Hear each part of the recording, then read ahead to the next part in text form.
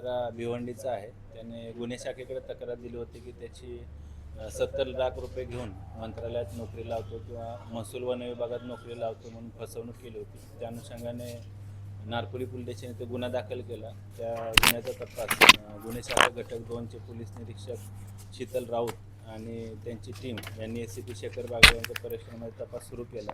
त्या तपासामध्ये असं निष्पन्न झालं की श्याम खतकर, जुगल लोढा आणि रवींद्र शंकुआ या 3 आरोपींनी पीडिताची फसवणूक केली आहे. त्याच्याकडून 70 लाख रुपये घेऊन त्याला बनावट नियुक्तीपत्र महसूल वन विभागात टंकलिपिक या पदावरचं बनावट त्याला नियुक्तीपत्र दिलं.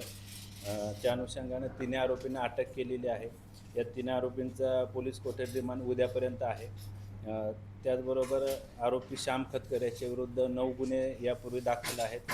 जुगल लोढा या आरोपीविरुद्ध 2 गुन्हे दाखल आहेत आणि रवींद्र शंकुआ या आरोपीविरुद्ध यापूर्वी 2 गुन्हे दाखल आहेत.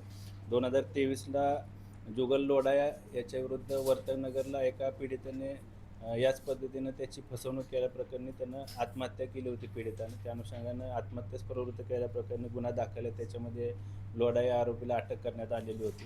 या गुन्ह्याच्या तपासामध्ये अद्यापर्यंत मुद्देमाल जप्त केलेले आहेत. बनावट लेटर पॅड आहेत, रबर स्टॅम्प आहेत, त्याचबरोबर आयडेंटिटी कार्ड आहेत आणि नियुक्तीपत्र देखील आहेत बनावट.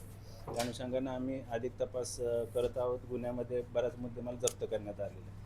सर कशा प्रकारे फसवणूक असायची, काय आमिष निघत जायचं आणि कशा प्रकारे आणि यामध्ये दर्शन पाटील एवढे 70 लाख रुपये दिले, कुठली नोकरी लावणार होता?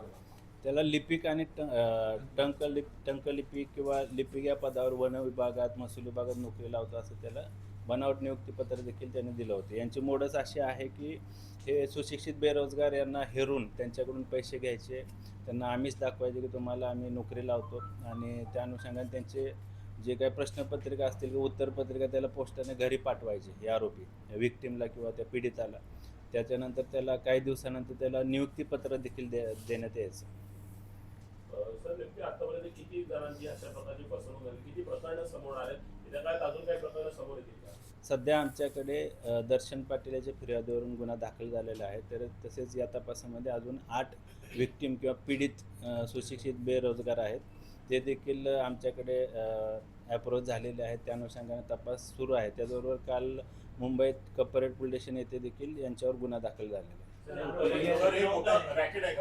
हे मोठं रॅकेट आहे. अजून याच्यामध्ये आरोपी असण्याची शक्यता आहे. काही आरोपी तपासामध्ये निष्पन्न देखील झालेले आहेत आणि महाराष्ट्रामध्ये किंवा इतर राज्यामध्ये किंवा दिल्लीमध्ये देखील रेल्वेमध्ये नोकरी लावतो असा देखील काही तपासामध्ये काही गोष्टी निष्पन्न झाल्या. त्या अनुषंगाने देखील आम्ही तपास करत आहोत. या निमित्तानं मी आवाहन करतो की अशा प्रकारची जे विक्टीम आहेत किंवा पीडित आहेत, सुशिक्षित बेरोजगार आहेत, त्यांची जर फसवणूक झाली असेल तर त्यांनी गुन्हे शाखेकडे संपर्क करावा. त्या अनुषंगाने आम्ही पुढील कायदेशीर कारवाई करू. सर यामध्ये काही मंत्रालयीन धागेदोरे सुद्धा हाती लागू शकतात का? मंत्रालयीन काही कर्मचारी सुद्धा येऊ शकतात का? मोठ्या प्रमाणात पेपर फुटी प्रकरण ठाण्याच्या हद्दीमध्ये जे आरोपी पकडण्यात आले होते तर मंत्रालयातील देखील काही यामध्ये धागेदोरे असू शकतात का? शक्यता नाकारता येत नाही. त्या अनुषंगाने आम्ही तपास करत आहोत.